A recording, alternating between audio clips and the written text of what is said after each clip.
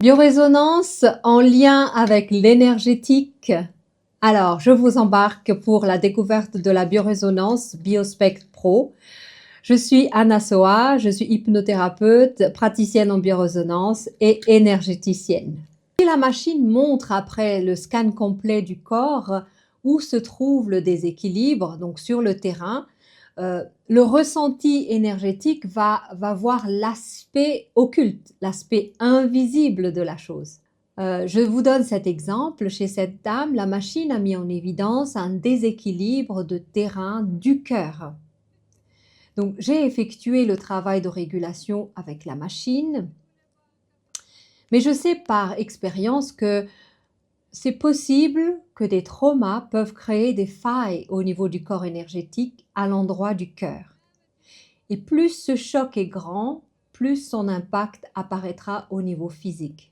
J'ai donc orienté la machine pour qu'elle me donne les possibles traumas que cette dame pouvait avoir subis. Et quand on recoupe les éléments choisis par la machine, tout s'articule. Il est dit là, résonneur et ergoteur. C'est quoi cette affaire?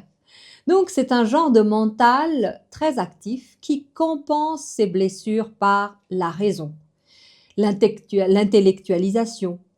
C'est une manie de vouloir tout expliquer et tout comprendre.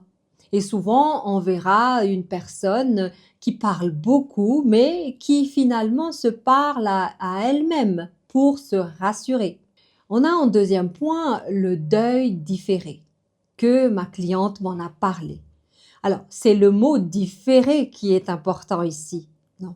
Son mental actif l'oblige à étouffer vite l'espace du deuil.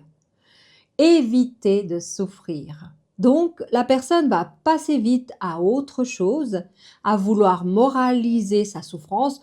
À titre d'exemple, c'est le discours comme quoi d'autres vivent pire que moi. Troisième point intéressant ici, la machine indique supprimer la colère.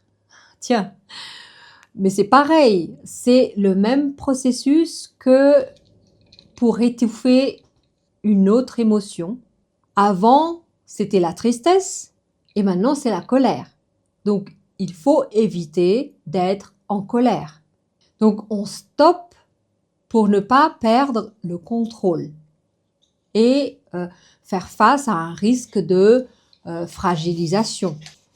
Un autre mot qui est intéressant que la machine révèle, c'est concerner. Et c'est quoi cette affaire-là?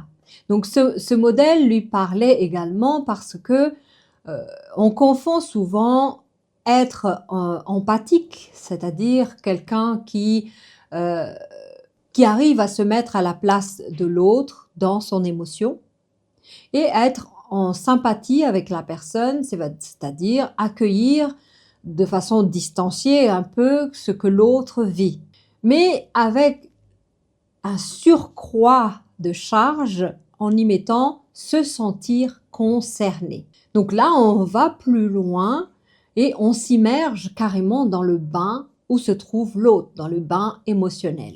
Et c'est intéressant de voir ces éléments que la machine a sélectionnés, mais en même temps, je ne me limite pas à ça. Je vais aussi plus loin en regardant ce que la machine n'a pas choisi, mais qui, en termes de fréquence, se rapproche. Ça en dit long par rapport à la nature au final de la personne. Je vous montre ça. Donc ici, il y a des éléments qui peuvent être des états développés dans l'enfance, comme la nature timide qui est indiquée là, ou la nature suspicieuse, ou la peur de faire faux qui est sans doute reliée à cette autocondamnation qui est là. On sent beaucoup de retenue qui fait que la personne manque de confiance en elle. Après, le reste des éléments figure ici à titre de stratégie d'adaptation. Par exemple, elle raisonne et parle beaucoup, elle se méfie de l'extérieur en développant des allergies à beaucoup de choses, c'est ce qui est le cas. Et malheureusement, je pourrais comprendre l'état d'épuisement que cette dame vit en lien avec tout ce qu'elle devait déployer pour survivre, d'où l'apathie qui figure ici, c'est l'épuisement. En quelques lignes, grâce à la lecture fréquentielle que la biorésonance a fait d'un endroit spécifique, j'ai pu dresser le tableau du vécu de cette femme.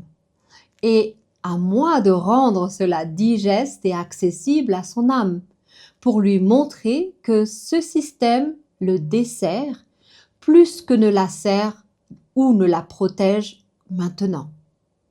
Et qu'il est temps de baisser les armes et bâtir sa nouvelle vie dans la confiance.